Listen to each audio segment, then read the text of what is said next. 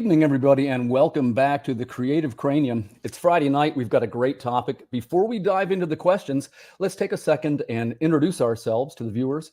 Chad, let's start with you, buddy. Tell us who you are and what you're mostly known for. Hi, I'm Chad Perkins. I am the, I guess now the. I am now the, I guess, owner and creator of RSB Rolling Squid Bones Publishing.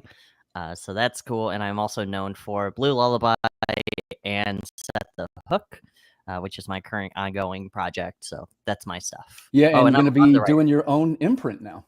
Yes, yeah. So I have looking forward to hearing more about that. Yeah, let's jump over to Richard. Richard, buddy, I know who you are, but tell the viewers who you are and what you're mostly known for. Hi, I'm Richard Fairgray. I'm probably most well known for owning the website horsegoogle.org and being the former owner of mouthandbuttstuff.church. I have written and illustrated 296 published books at this point, ranging from children's books through to very, very, very adult books that seem to make some people very uncomfortable and other people leave their husbands. That's a heck of a tagline. Only 3 confirmed marriages have ended because of my books. Nice. And we're going to be talking about Ex-Wives of Frankenstein tonight too, right? Yes. That's live. Okay. So Nandor, welcome back. Always a pleasure to have you. I know who you are, but just remind the viewers who you are and what you're mostly known for. Yeah, thanks so much, Tim, for having me on again. Yeah, my name's Nandor Fox Schaefer. I'm a comic book creator / writer, and I've been making comics for about 7 years now. The Fabled Offering was my latest book that just released, and I just got done fulfilling. And right now, I'm working on Man-Child issue 3. Nice. Congrats. Thank you. You're making pretty good progress over there, buddy. Yeah, we're I think we're just about to hit 3K, which is we're on our way. So. Nice. Well, as we go forward, we're going to learn a little bit about some of these projects. I wanted to start out tonight by asking some questions about mental health. You know, in the creative fields, how do I want to say this? Mental health is so critical among creative people. It's something that we all seem to struggle with. And one of them continually has been what they call imposter syndrome. So it's something that we all have dealt with at various times during our careers. And what I was hoping to maybe do is gather some tips on how you might deal with something like that. So Chad, let's start with you. Have you ever had imposter syndrome before? And if you did, how did you deal with it? As being an identical twin, I always deal with imposter syndrome. So I was always think, who is the real person? No, but yes, actually, one of you is set to evil, right? right. And that's me. I'm totally the evil child. But I think imposter syndrome is something that we all get, especially with starting out with comics. And I also feel like that's something that never really goes away because we see our peers like progressing and we're like, am I a real creator because I'm not on that level yet? And really how I combat that, besides alcohol and destroying my liver and a serious amounts of drugs, I just try to look at it going in, it's not a race. Like, we're all going at our own pace. We're not all trying to compete against each other. We are helping each other out and we are growing together. So that's my thought on it. But yes, imposter syndrome, no matter how cocky or no matter how amazing you are, it's gonna hit you. Yeah, so Chad is suggesting that it's something that's ongoing. Richard, do you agree with that? And how do you deal with imposter syndrome, if you have it? I think it's difficult to say. I mean, I think there's a very real form of imposter syndrome of genuinely believing that you don't belong where you are. I think what most people in comics have is this sort of strange bitterness that they're not where they believe they should be, conflicting with the fact that they believe if they got there, they would not belong. I think like we are all aspiring to imposter syndrome. And I think that's what makes this industry so much harder. I think what I have done, like I've said often, I make books to apologize for existing. And I think that there's a very real sense that if you just stick to absolute unflinching honesty, which is a lot easier if you're doing memoir than any other genre. But so that's my cheat code, I guess. Write memoirs. That's the advice. Memoirs are hot. Memoirs are hot. Especially mine. You get to have like this conversation with yourself as an ongoing thing to say like, hey, are you essentially, I'm avoiding imposter syndrome by putting a fake version of me into the world and then making it as uncomfortably close as possible to my real life. To the point where I think a lot of people have made comments to me of like, I can never tell which of these things is real. I'm like, unfortunately, all of that is real. And that's, it's messy and ongoing. Chad is right. Yeah, it does seem to keep going. Nandor, what's your 2 cents here? First off, do you have imposter syndrome? Has it ever flared up with you, and how did you deal with it? I've always been really good at, I feel like good at self-talk, or like good at being able to tell myself, hey, like you're doing well and you're good at what you do. I mean, I think I just read this the other day where it's like, if you're not, it's kind of cliche, but like if you're not your biggest fan, who else is going to be? Like it kind of has to, you have to believe in That's yourself. a good one. That's a really good one. Yeah, you have to believe in yourself. And I mean, that can lead you down some like egotistical roads. And so it's really important to kind of watch yourself, right? But at the same time, if you believe that you have something to say and you have something important to say, I think you should be confident in your ability to say it, right? And to say it in your art. So, I think I've experienced it, of course, in waves, depending on, I kind of always compare myself to people who I started out with, people who I got to know when I started making comics, and kind of looking at how our roads are diverging, or how they're, in sequence with each other. And that has always been the best way for me to kind of see how I'm progressing, or, what I'm doing, if what I'm doing is right, or if I'm in that right direction that I need to be. But that's a tough one too, right? Yeah. Comparison is the thief of joy. It is. It really is. And also, when I started writing and making comics, I was really young. Like I started when I was like, 18 or 19 years old, and I was like making stuff, and I was trying to get it in front of people, but I also could tell people would look at me and be like, you're just a kid. Like, what are you doing? Right. Like you have a lot to learn. And I believe that, and I still believe that. But at the same time, it kind of felt like maybe I shouldn't write anything. Maybe I shouldn't make anything until I'm older, because, people will take me more seriously that way. So that was something that I've kind of battled throughout the years. But as I've gotten older, that's kind of shrugged off me, because it's not that much of a deal anymore. So, I think what has helped me, or what has kind of been the best, I don't know, method of measurement for myself, is realizing, hey, I'm on my 7th book, and that's 7 more than I had, a few years ago. Right. And I think, Compete with yourself. Yeah, you are competing with yourself, and that's what you really have to focus on. But I'm always I'm always questioning myself. I'm always doubting myself, because I'm always thinking, should I have done this differently? Should I have, finished the series before started this one? All those types of things that I'm trying to think about. Not only what I'm doing creatively, but managing my business side and what I'm doing there. So you bring up a good point about the Yeah. business side. And I think the question I would want to ask, because here we got 4 pretty, a broad range of products that we make in this room right now.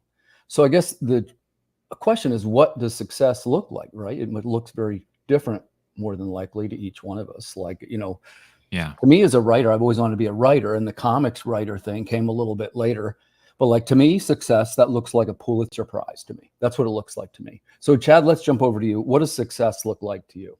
$1 million in a jacuzzi, like legitimately, if I don't have to work a day in my goddamn life, that's success. No, but for real, in the comic side of things, for me, success, and it took me a while to learn this, and I'm still learning. Like, to Nandor's point, it's like when somebody looks at you and says you have a lot to learn, you are always learning in this field. There is never a right and wrong answer. So I hate when somebody says, well, you got a lot to learn, kid. It's like, bro, you're stuck in the 90s with Jack Kirby. Shut up. Anyway.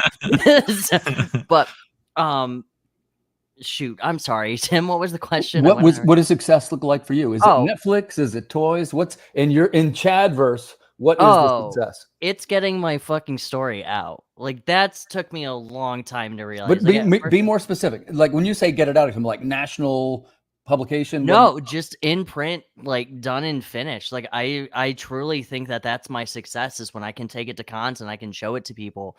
Like yes, I think that obviously everybody's end goal is Netflix, like all of us. I'm not so sure it is everybody's end goal. I think that's what we're going to see here with this exercise. I think your answer is great, and I'll tell you one of the reasons why. Because you're already living your dream, right? Part of the dream is actually being able to live it and to be able to make the things that we really want to make, or at least I'm guessing that's what the case is. No, that's exactly what it is. It's getting to be able to know that I have the skills to create what I want to make. And it's being in this community where I can make something and somebody can go, hell yeah, that's awesome. And if just one person buys my comic at a convention, granted, I do need to make table, but that's the business side of things. Yeah. I feel like that's successful because it means that they're interested in it. Okay, well, let's stay on this track. We'll come back around to the business one. Richard, how about you? And for success for you, it doesn't have to be the business sense. What does success look like for Richard Fairgray? Money. Dying while I'm still finding shit out. Like that's deep. I think I've chosen a medium that no one has fully unlocked yet, and every page I draw, every comic I draw at some point during it, I'm trying to push the boundaries of. I was going to say, if you don't mind me speaking for you a little bit, some of your sense is you're trying to push the boundaries of what the genre is. Am I correct? Well, the medium, yeah. I mean, I think that like it's an unexplored medium in a lot of ways, and I would like to unlock some more of that, and I just hope that I've chosen something that'll occupy me until I find. I don't like saying die anymore. I'm sort of referring to it as find my limit. Like, what's the absolute most that Richard can do? And that might be in terms of what's the most years Richard could live, what's the most comics Richard could make, what's the most stress Richard can endure, and we'll find that limit at the point where he dies. Yeah. That's where the answers are, I suppose. You know, Facebook just says unalive now instead of die or kill, so you could just say that too. We'll see if they pull this one down. This is the same as people who are saying flip instead of fuck. Like, we need to. No, I know. We need to end this. All of it. I mean, the world. I just want to jump back a little bit though, to something Chad said earlier about like there's a lot of people with like ego or Nandor says the thing about ego, but Chad said the thing about like people with this bravado around what they're doing. I think that people need to realize how damaging that is to their own progress. I think like one of my favorite things is when someone says like, have you read this book? Have you seen this movie? It delights me to say no. Most people will do that thing of going, yes, but a long time ago, which means no. But like when someone says, have you seen this movie? And I say no, I'm fucking thrilled that I'm about to find out about a thing someone else likes that I'm not familiar with. Right. Like, absolutely. An opportunity to learn, an opportunity to grow. And that's like the best feeling in the world. That is, I've described before as the too much blood feeling, like when a new idea is entering your body. Yeah, sure. And I think that with comics, like what Chad said before as well, like being stuck in the 90s with Jack Kirby, I think it's more stuck in the 90s with your coloring skills and trying to emulate 70s Jack Kirby. But it's these people who are desperately trying to do something rather than growing into their own voice. Yeah, absolutely. That's a good answer. So Nora, how about you? We're going to give you the same question. What is success? See what I'm saying? We're getting some different answers here. I didn't see that one coming. So what does success look like to you? I'm going to guess it's the same for you. Probably not money.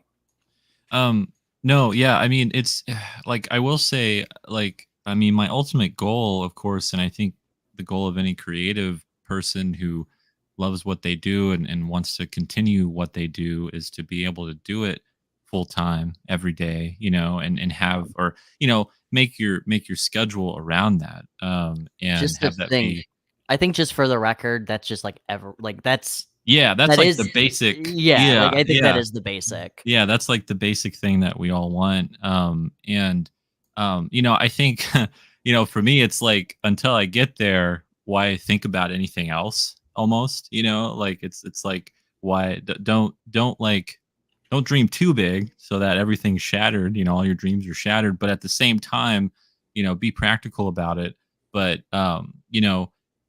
more than that, I would say success to me is when people can't stop talking about my stuff, like that is the ultimate goal for me, where it's like, have you checked that? I want to be that writer, or have that book where someone goes to Richard and is like, have you read this yet? And Richard's like, no. And it's like, I want people to say that. I want people to spread, my stuff around, my books around, without me having to do that. It's spreading by word of mouth, just because they appreciate it. It resonates with them. And, the story accomplishes its goal. So that to me, is the best feeling in the world. And if I could get more of that on a daily basis, that would be the kicker right there. Nandor, I'm going to do my part to help you by not reading any of your books, so that when someone Yes, I love it. So how about, that was a pretty interesting round of responses. That's actually hang on. None of them really said money. Nobody said $1 million bucks. Well, Chad did. And Well, we did I say, mean, look, Lord. really the money being the ability to... And a jacuzzi. Yeah, like, I mean, let's be real here. He wants some skin but suit. he said that, but what he really wants is to get his story out, I think. Yeah. Was the takeaway I got from I just Yeah, want to, but I don't just rule wanna out say- money. We all like money. like Yeah. to offer like a little bit of a counter perspective, though. I've never had another job, and I'm now in a situation where the visa that I'm on to be in America specifies I am only allowed to work in my chosen field. I am literally not allowed to make money from anything other than comics. And there are days when I'm like, fuck, I wish I could drive for Uber. That would be so much. Like, if I could just do this nights and weekends, holy shit, how easy would my life be? And like that sort of, I know that I'm getting tired when I start thinking like longingly about chairs I really like sitting in. Debate the chair thing. Yeah, that's just when you get older, you're like, God, this chair's great. Well, it sounds like we all have our different reasons for doing what we do, but I did this want case, to Richard, circle is back to chairs. round about why it's difficult to start with. Specifically, what is causing the stress that some of these creators feel? I know that some of it is the financial stuff, but taking strictly the money out of it, because honestly, money's the answer to a lot of problems. If the answer was not money, what are the things that would cause you stress in your creative career, and how would you fix it? Chad? The fucking drama. Like, let's Yeah, be you real. do Like, get some drama. We were talking about this backstage. yeah, like, oh my God, it's like, it's what is like the gatekeep. Okay, and I'm gonna use gatekeeping as a joke. Okay, well, I guess I've already said it. It's the fact that these creators can dictate. There are creators that dictate what you can and cannot make. That is considered a comic book, or like what is considered a good story, and it's absolutely maddening and it's stressful. Like, it is. It's like, 'cause one of the whole things, and yes, I will go on based on this, is like the whole, using public domain stuff. Like, people get mad about this. Like Frankenstein, no offense, Richard. I get it. I'm very interested in Ex-Wives of Frankenstein. Let's be real here. But anyway. I will be clear, Frankenstein is not in the story. Okay, well then great. I'll come back. But anyway, I'm a my point Frankenstein is, guy. like, Don't forget, I got my Frankenstein song released this year. I'm gonna chime in. I'm a Frankenstein guy. You know what? I'm going home. No, but it's like it's like those people are oh, another Cthulhu book. Oh, another Frankenstein, another thing about Dracula, like this kind of stuff. It's like, well, Look, I say that all the time, but then I realize people must say that about me. It's one more post-apocalyptic sci-fi. Right. It's one more supernatural crime noir story. Like, mine's just Moby Dick meets John Constantine. Let's be real here. But it's like a good pitch. That. No, that do not ever do that as a pitch. I'm just gonna jump in and stop Tim saying something really dumb right now. Oh. Never publicly say what your cross pitch is. It puts off customers every time. Really? Because I've heard the opposite. No, it's terrible. It's a great thing to say to executives who don't have creative minds. It is a terrible thing to say, because what you're doing is saying you're reminding people of two things they already like that they probably have at home. Oh, man, that's a good question. All right, so this brings up my other point too, is that creators telling people how to sell things, that drives me. No, I'm just, I'm just messing. I It's do just- want to hear a little bit more about that, though, because I'm not necessarily Yeah. against a cross pitch. What would be in its place, Richard? Think to yourself about what it is you like about Moby Dick. Come up with 3 options. What you're suggesting is you pitch what doesn't sound like the others, is what you're saying, right? No. I'm saying never mention another title in your pitch. right. So what you do is you like boil down what people like about Moby Dick, what people like about Constantine, and you say like, do you enjoy it when ordinary people are dealing with the supernatural? Do you enjoy a world where someone is bringing absolute humanity into a world of chaos? Do you enjoy stories about? I get it. Yeah. And I then do you get say that. like, and that's what this one's about. I hadn't heard that about the cross pitch, but I'm interested now. I'm half No, tempted to- I genuinely am too, because I've never Yeah. heard that either. But I- that Let's makes try sense. it, Chad, because look, if Richard was wrong, we can come back on the show and just blast him in front of everybody. Really, I you were do- wrong, Richard. Look, you were wrong. Look, all I'm But gonna say, but it does sound like it might be right, and he Yeah. does all I'm make gonna what, say like is, like, 33 books a year or some shit. I have made my living from comic conventions for close to 20 years at this point. I am very good at knowing how to sell a book. And like, gonna and poke about, you and now. I can look at like every author knows their book really well, but they usually don't know the bits that people are going to actually gravitate to. That's true. Like my pitch for my memoir is I say this is about 18 months of my life where I got divorced, stole a boat, tried to disappear at sea, got jerked off by a supervillain in a train station, although I didn't know who he was till I saw him in a documentary later, and he's dead now, so I win. Moved to Hollywood, met a nice man, and tried not to destroy everyone around me by turning into an octopus, which is a nightmare I've had my entire life. That book sells just so easily. It's like a 60% conversion rate of people who talk to me will buy that book. You It just What I certainly just- doesn't sound like anything else. What I just described covers about 4 pages out of the 144 pages in the story. It is all accurate, it's all in there, but this is a book about the aftermath of those feelings and those moments. man, I need to talk to you more. Like legitimately, like everything you Nandor, what do said you make of makes this? sense. It's your turn to answer a question. So in this case, he is saying don't use the cross pitch. What he's saying is use a little bit more of an engaging, almost like a little mini interview with the customer, which I kind of like. Yeah, What do you ask make them of it? What do you comments make they of want it? first? So does that mean that so hang on, sorry, Nandor. I do You're understand. okay. So when I Let him say, answer. is this I usually what I'll do is be like, do you want to read a book that's about a man who's very angry at a fish? No, because the answer can be no. Never give them a closed question. Oh, okay. See, there you go. You Yeah. say, Closed like, question, I know you that say to one. them, how do you feel about fish? Have you ever been angry? Like, say, how do you feel about fish? When the person says, what? You go, have you ever been angry at one? And they'll look confused. And you go, this is a book about a guy who's really fucking angry at a fish. Oh, that's Then you really have good. them like interested already. They come over and you say, what kind of comics do you like? And then you get really good at making it sound like your comic is similar tonally to something they have already enjoyed without ever actually having to be the one who said the title. Because all they're doing is listing things they've already got. And then you can say, and you can add to that with this. It will fit in well with its fun friends at your house. Oh, damn it. All right, Nandor, you're up now. No, I think Richard gives really good like logic to kind of the reason why I've never pitched any of my books with it's this meets this, because I really feel like when you do that, I've always felt like it kind of devalues the work, because what you're doing is you're basically saying,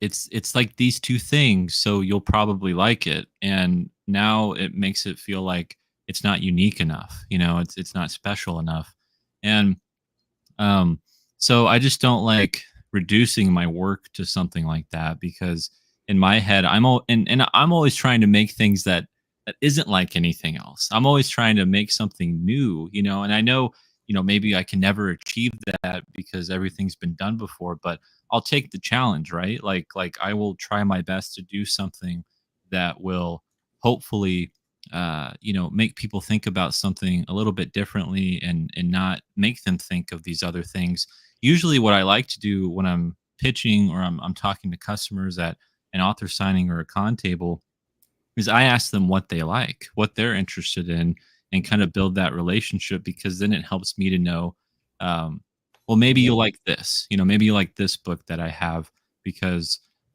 it seems like you're into this, and building those relationships, and not trying to sell, but like by not trying, you are selling at the same time. So it's almost like, I don't know, reverse psychology there. But yeah, I've never pitched any of my books that way because, like I said, I just feel like, I don't know, it always kind of bothered me because it always made me feel like, it no longer am I thinking about your book. I'm thinking about these two other things.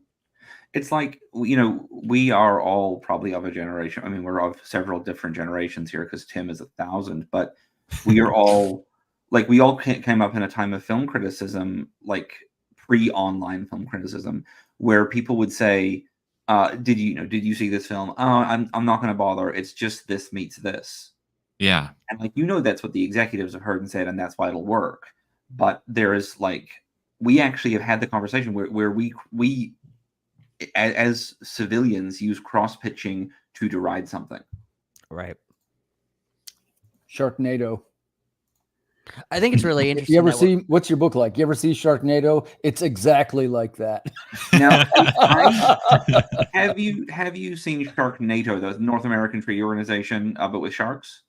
See, I've actually done the opposite of that, where I go, have you ever seen Jurassic Park? When somebody goes, yes, I'm like, great, it's nothing like that. Let me tell you about it. And that has worked a couple of times before where people got a kick out of it. Because something like 90%. There's all different ways, guys. But in my thing, almost every time, 90% of it's a collection of short stories, and it makes them ask. It makes them ask, and what types of short stories do you like? You start asking them. And to me, short stories is such a big blanket, right? You can get away with a lot of advertising there. So we left off on stress, right? So I guess let's circle back around to some ways that we deal with the stress. One of the things is, raise your hand if you're a convention person. I'm a convention person. Conventions. Love them. I'm on my 4th weekend this weekend of an 11 weekend run. Okay, listen, I want to talk about that one. In my opinion, the convention schedule, and by the way, I do much less and I still feel it. I might do 12 this year. And it's not too conducive to mental health. Here's why I say that. Number one, there's tons of sensory input, right? You're generally on the road. You're probably not drinking enough water. You're probably not eating too well. Richard, what are you doing to retain your mental health when you're on the convention circuit? I have this really healthy, normal tattoo on my arm that says "Don't cry, work," and I look at that. Peer pressure. Got it. I became obsessed. Let me ask you some dumb questions. Do you eat healthy when you're on the road? Tim, are you trying to get me to tell the sausage story? We've hung out once or twice at conventions, but not to where. God, I don't know your routine. What I want to know is, are you sleeping enough? Are you drinking enough? And are you eating healthy? Tim, okay, stop. well, firstly, no. I'm at this point, I'm sleeping about 3 hours a night, and I've been informed by my husband that I sometimes wake up screaming the words "life is finite" and jumping out of bed. So there's that. What? Give me an example what not to do. During shows, I'll always have like a healthy breakfast of like so here's a life hack. Starbucks will not sell you the nitro cold brew above a grande size, but you can buy 2 of them. So I have that and a chocolate Danish for breakfast at shows. I then buy a big old bag of those Duke's beef sausages, little suckers, because they're a really good slimy meat sack to just slurp down. You can swallow them whole. It hurts a little, but you can swallow them whole if a customer comes up. So it's a really good behind the table snack. Tim, you had left to go do something when we were backstage earlier. And when I told Chad the story, and I think Nandor hasn't heard it, so I'll just tell it. At Baltimore, I had my bag of sausages, and I kept it behind my stand and everything. And every time I took a fucking sausage out of the bag on Saturday, a customer would walk over and I'd have to slip it in my pocket rather than futz around with the bag again. And I forgot they were there. And then I was at the Ringo Awards after party, and I'm not going to say who, but I was talking to a fairly prominent comics journalist. And when I reached into my pocket to take out my phone, 4 sausages fell out. And she looked at me with just the most pity I've ever seen from a person, and she said, "Richard, are you okay?" So, no, I'm not. I just quietly picked up my sausages and left. You're left. I'm gonna note that now. Be like, and then Richard quietly picked up his sausages and left. I'll give you my quick 3-minute convention readiness spiel. The first thing, stretch right before you go in. I mean, stretch. I'm not kidding around. You can be lifting up banners, raising, 6, 7, 8 comic boxes. You can be doing a little work. Stretch before you go in. Remember, I told you that. You'll remember. The other thing is drink a lot of water. Drink as much water as you possibly can, because there's going to be germs everywhere, and all that water is going to help you. I recommend eating healthy too, but I know not everybody does that. But do the water and do the stretching. A little bit on a serious note on that too, because I've done conventions. I mean, obviously, I've done conventions. Not obviously, but anyway. What do you do? Tell us what your routine is. How do you stay healthy on the road? I remember to fucking eat. Like the high stress of trying to sell and like being at your table all the time, you really do forget, especially if you're there by yourself. Or like you're there, you don't want to get up. Do you do like a buddy system, or are you solo? Richard does it solo. I have 2 things. So I have 2 people that come with me, and I also have I try to make friends with my table neighbor as well. So then that way it's like, hey, if you want to go grab a snack, I'll watch your table a little bit, be like buddy with them. So that's kind of what I try to do. But legitimately, remembering to eat is definitely important. Yeah, for real. Because I've done that before where I'm like, oh shit, it's already 3:00 and I haven't even had lunch yet. Yeah. So Nando, you're saying, have you not done conventions yet, or how far along? No, I've done them. I haven't done very many, but can we ask where you're from? Oh yeah. I'm from the Midwest. I'm in Missouri. Okay. So I'm in So Michigan. when I did go to, I wasn't tabling, but I did go to C2E2 in April, and I remember that.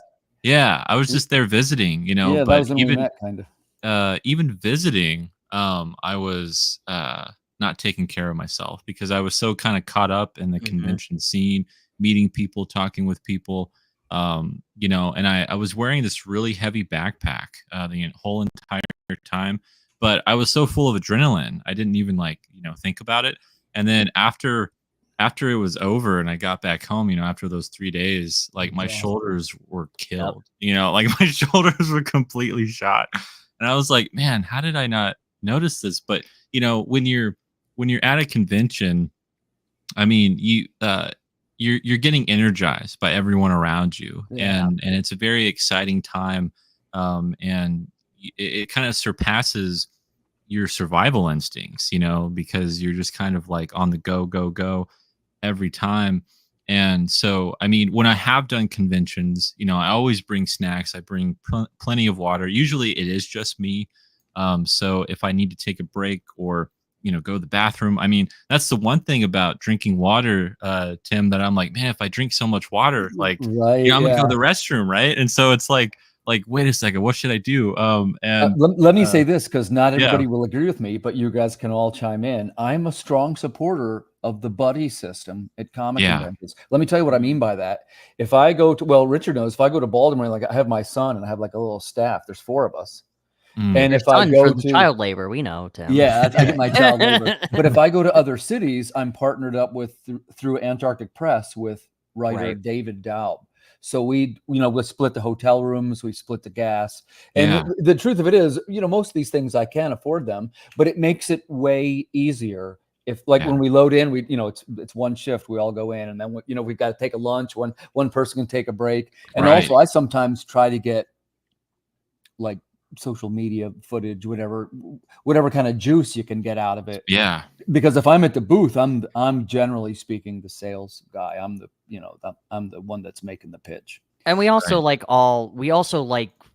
exploring the con. And I want to bring up that when it comes to mental health, it is important when it comes to cons to go out and have a good time. Yes. Tell us what you mean by that, Ed. Expand on that a little bit.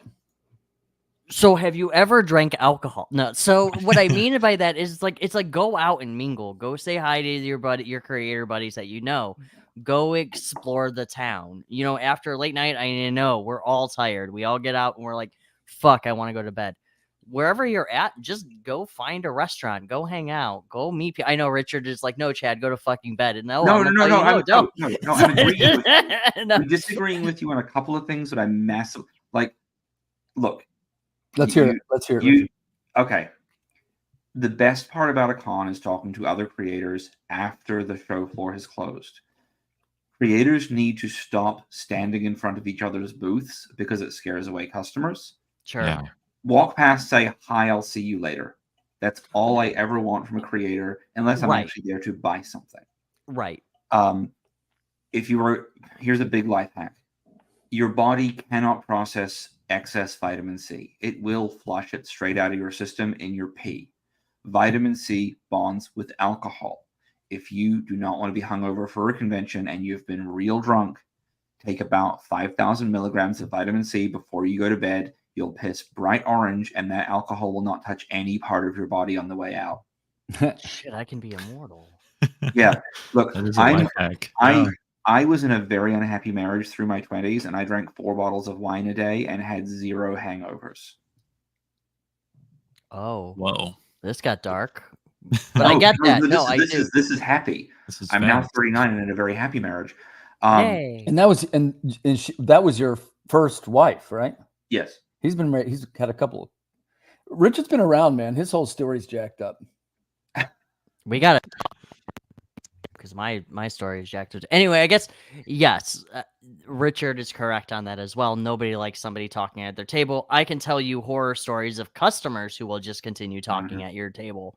Yeah. That's why Sparkle Dog, my other book that I'm working on, is just about us having like inside jokes of different weird situations we've had during like customers in our journey with comics. I mean, you have to get good you have to get good at getting people to leave your table quickly, but I'm not saying treat people like cattle, but I'm saying learn how to give people what they're there for. Right. The good experience. Yeah. Move along. Right. They came to your table to talk to you about what the hell you're selling. I always want to give this tip too, because it's one of the best ones I ever heard. And I didn't come up with it. It was Madeline Holly Rosing, if you know Madeline. She says when you go to a convention, get yourself one of those padded mats, like somebody that works in a restaurant or something. Mm-hmm. And because, you're going to be on your feet on concrete for 10 hours, if not 12 hours. And I tried it. And man, at the end of the day, your feet feel so good. So thanks, Madeline, for that. This is a huge thing. Madeline and I agree on this. Sitting is quitting. No, I agree on that one. Yes. Never sit down. My full statement on this is sitting is quitting and pee breaks are for cowards and babies, because I do not leave my table during a con. So did you just wear a diaper? No, I just have It's like one of those astronauts crossing the country. Oh God, you're not. Do your fucking kegels, Your kegels. Do your kegels. I'm doing them right now. Oh my God. No, that's a good point, especially when it comes to like jacking or pumping yourself up with conventions, that I don't sit down. Like me sitting down right now is you see me sitting down, but most of the time I'm standing, and people are like, do you need to sit down? I'm like, no, I need to stand. And at conventions, I am consistently standing. Yeah. Because it's more personal, because you're I'm short, so I'm never eye level with anybody, but I am always like, you are looking them in the eye and you are talking to them about your book, and they feel like, oh shoot, you care about them. Yeah. Like, and that's Do you have any kind of, in some of the creators we were talking about this the other day, sometimes people have a little bit of like anxiety in a social situation. And this seems to be more artists than writers, but like they'd want to do their commissions and not have to interact with the customers quite so much, which, believe me, I get that. But the truth is, you got to interact with the customers, right? Chad, do you ever get any anxiety from dealing with the customers? Or if you do, how do you deal with it? Listen, I get anxiety, and I'll be listen, if we're going to do real talk, I get anxiety just coming on to shows with people I already know. Like, really? I get anxiety all the freaking time. Do you ever have like a panic attack or anything like that? Not anymore, but that's a medical thing, Tim. Yeah, I Like, know. we're not I know. we're not getting Sure, there. sure. Like, Well, we're that's the not idea. Is talking- maybe we might pick something that somebody can be helpful from. You know. So it's like it's one of those things that every time when I go into a social situation, I always do get anxiety. That is 100% normal, and there is absolutely no shame in that. And But is once that you only if you're talking, or just if you even go in the room? just to go in the room, Just it's being like there. yeah, just like being there. It's like, oh, somebody's looking at me, and let's say Judging you or whatever. yeah, like, oh, you're a creator, but I'm selling more than you. It's like, are they looking at me? Like, is the customer thinking that my table's terrible? Like, what is going on? Hey, well, one great thing we learned is that success does not necessarily depend on that metric. If we're No. going to go by who sold the most, hey, well, the greatest musician in the world is Taylor Swift, right? I mean, she's very good. Talk she's to By very the way, good. I'm not Nobody hating should on ever Taylor say Swift. I love Taylor Swift, but Yeah. there's probably when you say it that way, it points out how silly that metric is. Well, if Mhm. you sell the most of something, you're the best. Look, I No. love but Taylor Swift. I've even seen her live with my daughter. I But the think truth is, I wouldn't say she was the best musician in the world. no, absolutely not. The best musicians in the world that I've ever been to is a Simple Plan concert for $20, and it was absolutely phenomenal. It sounds amazing. And I would have it picked was- Black Sabbath, but I'm right there with you. It's right. the experience of going to the concert. Right? Absolutely, especially when they made dad jokes. Anyway, my point is I think that to get over that anxiety, that I like is that first customer that really talks to you. And I don't know if you guys know what I mean, but like when they come over to your table and they're really engaged and they're Right, like, yeah. I really want to listen to what you have to tell me. Yeah. Like, what is this book about? And then you just get that good feeling, and then the positive vibes start flowing. I was surprised to hear that you had anxiety. I thought you were going to say no to that question. I Oh, find you God, to be a no. very smooth communicator. It again, this is an entire medical thing, Tim. We could totally talk about that later. But yeah, no, truth be told, I am an entire ball of anxiety. I am just very good at socializing and talking. Defense mechanism. Yes, it's a defense mechanism. But like, and it's when going into these conventions and I get to talk to the hot sauce guy, and this was when I was at Motor City Nightmares. He was like parallel to me. And him and I were just like sending people over to our tables. Like we were talking, we were having a good time. He gave me a bottle of hot sauce as a gift. I gave him his book. It was like meeting all these people and these other creators. And there were some that I've saw before and they're like, hey, you were here last year. I'm like, hell yeah, I was.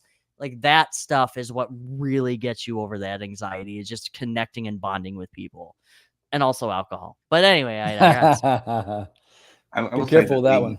The Richard, how about you, absolute- man? Same question. We're talking about anxiety. Do you ever have anxiety when you're going to be talking to a customer? And if you did, how did you get over it?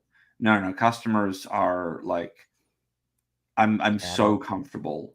Like, I'm so excited about being at a convention. I'm so excited that I get to, like, I work 17 to 20 hours a day making comics 7 days a week. And it's a very solitary job. And when I get to talk to customers at cons, I'm in a world where, like, I think by default, every single person who walks into that room is friends with each other until we leave. Yeah, And it's the greatest feeling in the world. And we all hate each other. It's great. Well, like, sure, but like it goes back to being a kid again. You're like, man, I hate Steven, but he also likes the color blue. That's amazing. Right. And you know, it's all friends from camp, the people you promise that you'll keep in touch with forever. And that's every interaction if you want it to be. And I absolutely love that. I think all the right people in the comic community love Richard Fairgray. I've noticed. That's correct. But it's also like, you know, it doesn't matter how well you're doing in life. Like one of the best feelings I ever had was a kid came up and he was cosplaying as one of my characters. And Oh, wow, that is cool, That's man. so That's cool. really cool. he had the good decency to be carrying a copy of the book with him because he knew that he was like, this is like a weird indie comic and no one's going to know what it is. So I'm going to be able to show people that my costume is pretty accurate. But like the same day that happened, I remember being absolutely crushed when I had the worst 5 words that can ever end any interaction, where someone tells you so succinctly that because they haven't heard of you yet, you must be nothing. When someone Wow. says, well, good luck with this. I've had Mhm. people who have said, hey, so when somebody buys your stuff, do they throw it in the garbage? Oh my gosh. And I'm like, Oh man. I mean, they gave me their money, so I guess I don't care, but Yeah, that's it really doesn't sad matter, to hear. Right. But like, that's really sad to say to me. Like, that hurt. Nandor, how about you? Do you ever have any anxieties or anything like that with a customer? And if you did, how did you overcome it? I used to when I started, doing author signings and conventions and stuff. I mean, it's one of those things where um, I'm more anxious about you know how I'm going to break the ice, right? Like how am I going to pitch this? And because I'm stressing over, like, I want to make a sale, right? Someone comes up to your table and you're like, hey, this is my opportunity, this is my chance, don't screw it up.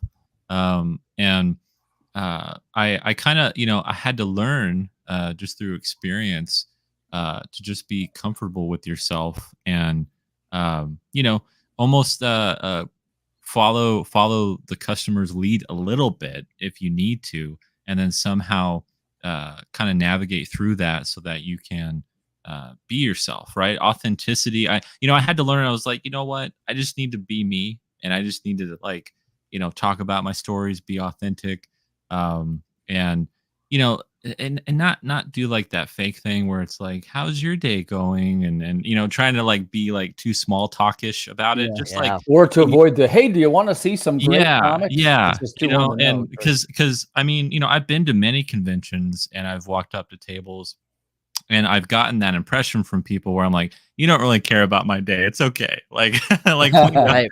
we know that, this is just like a part of your process. I mean, I know how this works, right? But There used to be a saying that we would say in sales, and it was, there's a secret technique we can use to find out what a customer wants. This is absolute bullshit. Ask them. Hey, Okay, well, that one, yeah. yeah. And sometimes, and again, that's, I speak in But generalizations. Of course, the truth is closer to what Nandor was saying, which is the genuineness and the honesty. Like Yeah. things like, yeah, do you like this? Do you like that? Like, I always ask people what they like. yes, And generally right, speaking, right, that people, even if they're, let's be honest, sometimes comics fans in particular can be a little bit what we call on the spectrum, or they might have a little bit of anxieties of their own. I'm not being disparaging in any way. It's a thing. You'll see it at comic conventions. Sometimes people, they might be interested in what you're doing, but they maybe can't communicate the best. Mhm. And that's when you've got to try, hey, what kind of things do you like? And hopefully that'll unlock the door. Being genuine is something that I think that a lot of creators need to remember. And I think Yeah. that really helps go a long way when it comes to just creating, connecting, and communicating. Well, that's a good people. one. Let's see here. Oh. What do you mean by when you say being genuine? What does that mean to you? How can someone be more genuine other than fake it? Fuck, I didn't think I would get this. So I will say, it's a good one, but I don't know. Like, yeah. the things that would make Nandor genuine are probably different than what would make Richard genuine. You know what I mean? I think it's just being. Maybe I'm confusing authentic and genuine when it comes to talking and with people. It's like you want to show that you care. And I think that's what is genuine. Like, you care about what you are creating, therefore the other person should care. Yeah. And maybe I'm giving a very blanket statement of that, but I think that's definitely something that people should remember. When you give a shit about your product or just your creation and your story, other people will care no matter what it's about. Like, shit, I care about, look at Cyanide and Happiness, and I bring that up, or Strange Planet. Like, they cared so much about their product that they are, $1 million. Let's just say that they are absolutely popular and phenomenal at what they do. But they gave a shit about their product, and it shows. Granted, I do think Cyanide and Happiness sold out, but anyway, I digress about that later.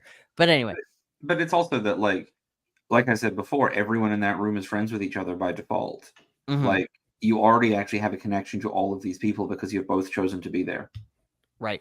Exactly. It's one of those things too. Like, I would send people over to the hot sauce guy, and I'd be like, bro, you gotta try his hot sauce. And I'm sitting there eating it, and he has this my comic in his hand, and he's like, hey, this is awesome. And we're just being buddy and everything. And we still keep in contact too. Like, I do make friends at conventions, but you are correct. Is this the guy who has like a million different kinds of hot sauce? I have no idea. Well, like 40 different types of hot sauce. Probably. He's the guy who's like really into metal.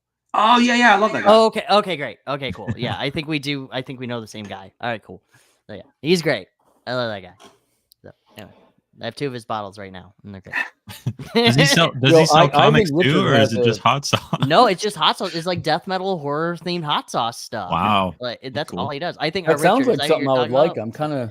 I'm kind of surprised I haven't heard of this, but Oh, he's great. He's awesome. yeah, it sounds Imagine right if up my Chad alley. had revealed to us, he was like, "No, it's Frank." Yeah, it's I Frank. think, you know, Yeah. Richard It's Frank's brought hot up sauce. another I good put that point, shit which on is, everything. I know you know, Frank. the takeaway God. on mental health, of course, is that the one thing is we're kind of in it together, right? And I think that that's something he kind of touched on. And, you know, the truth is, I don't think there ever will be much agreement about what success would look like. My sense is, even if I did have the $1 million, I would still keep making the comics anyway. I don't think it is the money that's making me do it. In my case, some kind of compulsion that I have.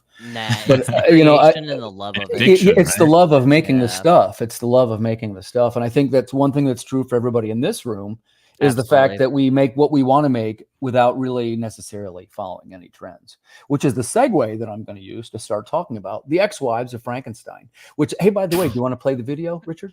I hate that segue so much. But Remember the guy who invented the Segway threw himself off a cliff. yeah. So, sure. The ex-wives of Frankenstein. Elizabeth Frankenstein and the bride of the monster on the day they find out their husbands are alive, living as a gay couple in the Arctic, and returning to the city as heroes of Reddit, Twitter, and the MRA movement. This modern reimagining of Frankenstein is coming to an end with the 4th and final issue in the series, and we're celebrating with an amazing campaign filled with incredible rewards, original art, amazing covers, so check it out at kickrichard.com.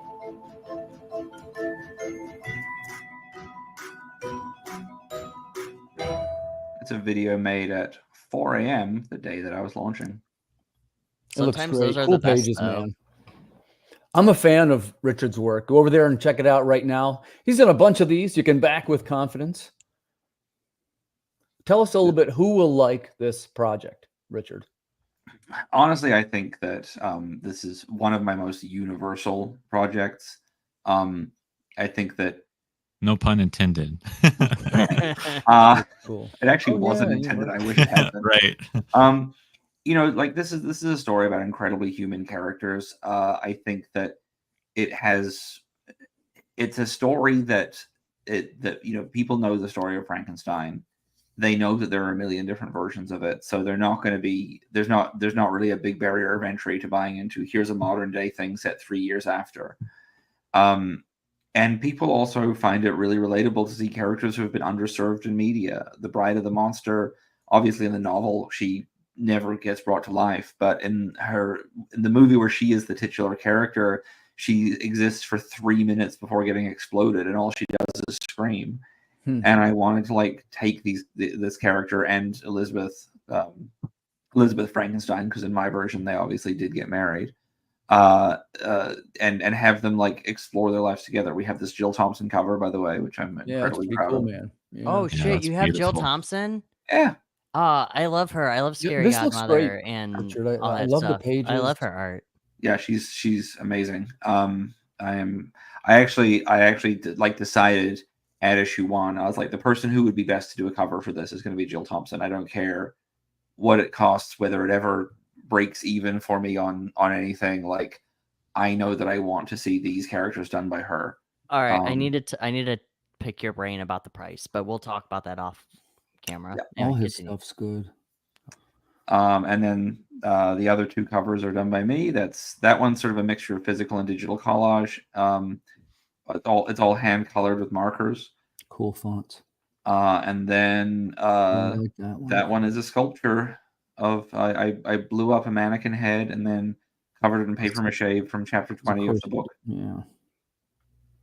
And I sell weird objects like a sewing kit and matches and a seam ripper and a emergency wrench, and they come with QR codes to download the book. Cool, that's very cool. Yeah, man. The ex-wives of Frankenstein.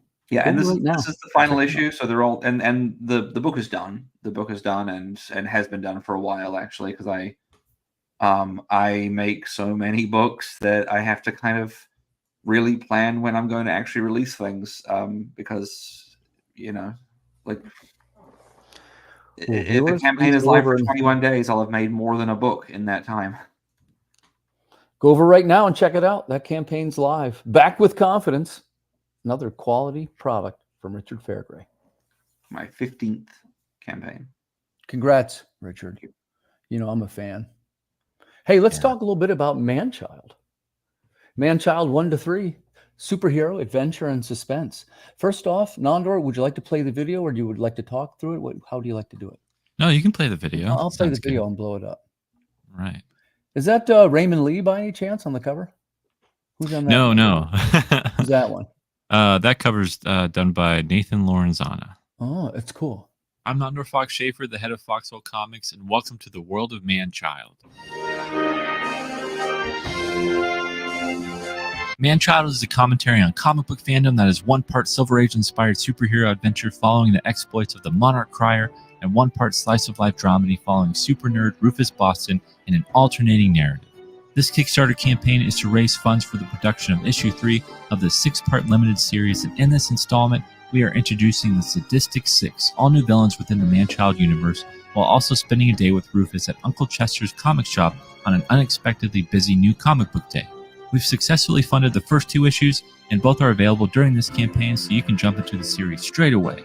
We're offering a limited edition variant covered by the Winter Soldier co-creator Steve Epting, as well as our first ever collector's gatefold cover, plus many more reward options. Man-Child offers everything a superhero comic fan could want, and everything you didn't know you wanted. That one's Embrace your inner Man-Child and back this book today. If you got a print of that one, that'd be dope. It's pretty cool, man. Let's take a closer look. Yeah. Did anyone else get like that little celebrity moment when they saw Nandor on the screen and went, "Oh my God, he's in the same room"? Yeah. I know that guy. I know that guy. Hey, that that guy. guy. In the same room that he's in now. Have you ever seen Nandor and Nandor in the same room before? I don't think so. So, Nandor, tell us who will like this, who will love Man-Child. Obviously, Silver Age fans. I get that. Yes. That's me. Yeah. Yes. I mean, this is, it's a diehard Silver Age book, but it's really for the Wednesday warrior. It's for that reader that goes to the comic book shop every week or every month at least, and is picking up titles from the big 2 or just other diehard comic book fans who are huge supporters of the LCS and are looking for a little bit of a twist on the superhero genre. Like superheroes are so oversaturated, and I didn't want to just do like a nostalgia book for nostalgia's sake or anything like that. So that's the unique aspect of this book is that you're reading about a superhero, but at the same time you're reading about a regular dude who's a super nerd. And the mystery of the series is how these 2 stories relate. So the whole point of the book is to contrast the innocence and the idealism of superhero characters with the more mature ugliness of reality. And reality and fantasy collide in this story. And it's my way of kind of giving back all of the love and joy and passion that has been given to me through comics and creators, and giving that back to other people and other readers. Looks good, man. I really like the Silver Age vibe. Thank you. Yeah. Do you have a favorite comics writer? Oh yes. I think 2 or 3 if they're ready. Yeah. No. I mean, I'd probably say my top 3 would have to be Scott McCloud, and then probably I'd probably say Ed Brubaker and Jonathan Hickman. I think those 3 are like my absolute favorite. Wow, I mean, good answers. I didn't see that one coming. I thought sure you were going to say you were a Claremont guy. Now, and again, I say that was a compliment. Do you know what I mean when I say a Claremont guy? Like they have the universe all figured out already. Yeah. Because I get that kind of vibe. Any chance you're an Astro City guy, or do you know what that is? Oh yes, Kurt Busiek. Yeah, I love Astro City. And yeah, Kurt Busiek's work in Astro City was a big inspiration for this book. So nice. I'm glad you caught on to that. Yeah, I get that. And again, in the most complimentary way. I dig that kind of stuff. I'm a Silver Age dude. Yeah. So let me ask you, that's kind of it's kind of the generation before you. If you don't mind me asking, how did you become a Silver Age guy? Well, I'm kind of just very interested in world building, right? And I'm very interested in the history of characters and I like digging deep into the biography of comic book history Sure. and comic book creators. And I've always been really fascinated with like how, how did the art form and the superhero genre take off? What made it take off? What was the lightning in the bottle that they captured? Is it feels like today we very much take it for granted, right? Like they're everywhere, but there was a time and place in the world where these characters, they were not everywhere, and it was very much stigmatized to like superheroes to be in comics. Things are very much more superheroes are cool now, right? And comics are cool now. I'm one of your followers. I saw over on maybe it was on Substack, where about and of course this would be enough material probably for another show, get them riled up, was that the comics and the manga, the differences between the two, which are notable. Yes. Yeah. So, I got a lot of flack for boy, I'd that love one. to talk about that someday, but thanks for Yeah. your great answers there. Well, Now thank you. we are just about to our time, so we'll go around the room once more. And one thing I'll just mention, thanks for taking the time to talk about some mental health stuff. Like a couple of quick takeaways here. It wasn't money isn't the thing that we're chasing, right? And one of the things that Richard mentioned, that we are in one of the most supportive communities that are out there. So Well, we kind of, sorry, Tim, I don't want to cut you off, but do we not have to talk about Chad's book? I don't think Chad has one live. I don't. Okay, but cool. I Okay. do, no, I don't have one live, but I do have an announcement. Lay it on us, man. Do you have a so page you want to I show, or just do make an announcement? actually. I do. Cool. So because I've been working hard to get my own imprint started, I'm starting very tiny, so I'm starting slow. But I do have currently on Global Comics, Rolling Squid Bones does have Set the Hook issue 1 and The Legend of Sparkle Dog #1 to buy. Congratulations, as a Rolling PDF Squid form. Bones. Congratulations, Chad Perkins. Good for you, buddy. Thank you. Yeah. So I was tired of the whole thing, most like most people, of sending out different stuff, and I'm like, I'm just gonna fucking do it myself. So I decided to. But issue 2, I just got all the colors back. Issue 2 for Set the Hook, I just got all the coloring back, and it's currently in lettering, and then it will be out on Kickstarter in February. So that's where I have it currently forecasted for. And Sparkle Dog issue 2 is almost done. There's been a little bit of delays because my artist had a baby, and so they've been, Congratulations. Yeah. Hey, so are you ever going to go back to publishers, or are you going to do your own imprint from here out? I think I'm going to just do my own imprint here out. Nice. Unless like, I do like anthologies or like a talent search thing where I just submit my own stuff. Sure, whatever. But I think I'm just going to do my own imprint. It's incredibly easier. And again, that's another thing with mental health. It's way less stressful to just do it yourself. You have control over more things. You do, and I'm not saying it's not stressful. Like, it's going to be, but at the same time, though, like, you are your own. And I know Richard's like, Chad, no, shut up, listen to me. No, I agree. Like the anxiety that comes from not just worrying that they're going to have a problem with it, but worrying that you've compromised your vision. Those are huge, and all the stress of, and I also have to do these 10 other jobs now is so much less, and like less of a deep in the pit of your stomach kind of anxiety. So you're right, completely right. Yeah, I will say though, because I do my own title pages, I found out for the past 2 years I've been spelling my artist's last name wrong, and he just has been going with it. Hey, Chad, I spelt my own name wrong on the cover of it. There you go. So you're fine. When I asked him, I'm like, why didn't you tell me that? He's like, oh, it's very common. So I just, like, everybody does it. So. I'm like, oh, well.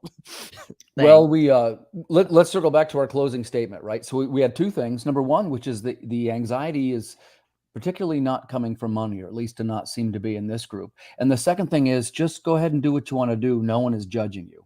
So if those two things are helpful, man, other than that, the community will help to kind of guide you through the pitfalls of making comic books, at least, which is the group that we're known for. So thanks for sharing your thoughts on mental health, this group. I thought there were some good comments. And before we go, let's take just a second and tell us where we can find you, Chad, you're up first. Where can we find your work, buddy? Hi, you can find me on currently Global Comics with Rolling Squid Bones, where my 2 comics are currently up. You can also find me on Substack, where it's just Chad Perkins, or it's Rolling Squid Bones. I don't know. I'm still trying to figure out Substack, where I do every bi-monthly or bi-weekly comic. Twice a month, I do it, where I talk about my newsletter, whatever I'm going on with. So you can find me on that. I don't use Twitter anymore, and you can also add me on Facebook as well, which is just Chad Perkins. Substack is where the action is. Welcome aboard. Yeah, absolutely. Substack is fun. I actually have way more fun doing that. Me too. So, I'm blowing it up over there. Yeah. Richard Fairgray, tell us where we can find you. Kickrichard.com for whatever my current Kickstarter is. I'm on Twitter as @Richard Fairgray. I'm the only Richard Fairgray in the world, so I'm pretty easy to find in general. If you're in, if you're a man over 60 at a sex club in LA, you probably have met parts of me. And otherwise, look out for my. Just announced this week I'm writing one of the porn series for Cheeky Comics for Pat Chan's company. Oh, nice. And a creator-owned book for Space Between. That's cool, man. Congrats. Pat's a super nice guy. I like that crew over there. Yeah, great dude. Pat's a good guy. Yeah. He gives me money and lets me do what I want. I love him. That's the best. Well, he knows how to actually write like sexy anthologies, and it's great. I should announce the title. Kylie in Public is the porn comic I'm doing for him, a spinoff from Steamy. I'll look forward to that. Come over and announce it on the show. I will. How about you just come over? Chad, you're like 30 years too young for me. I want to hear from Nandor. I'm one of his new followers, and I've been watching what he's doing over there. This is good stuff, man. And Thank you. I like the artwork. I like the Silver Age slant. I like the characters. I think you're onto something. So just tell us once more where we can find you. Yes. So, I concur with Substack. I encourage everyone to go to my newsletter. Just look up Foxhole Comics. It's probably a lot easier than finding Nandor Fox Schaefer. But if you look up Foxhole Comics on Substack, and then also my YouTube channel, Foxhole Comics, and then I'm pretty much, pretty active on Twitter sometimes. So you can find me at Nandor Fox on there, and then Instagram the same at Nandor Fox. So yeah, that's where I'm mostly active. Nice. Hey Bruno, good to see you. So other than that, that's our week. Thanks so much to the panelists for sharing their thoughts about mental health. This was a good one. We'll see you guys next week. It will be the Halloween special. Got a terrific panel coming up. And the week after that is going to be the premiere of Ghost Stories. I hope you come check it out. See you guys next week.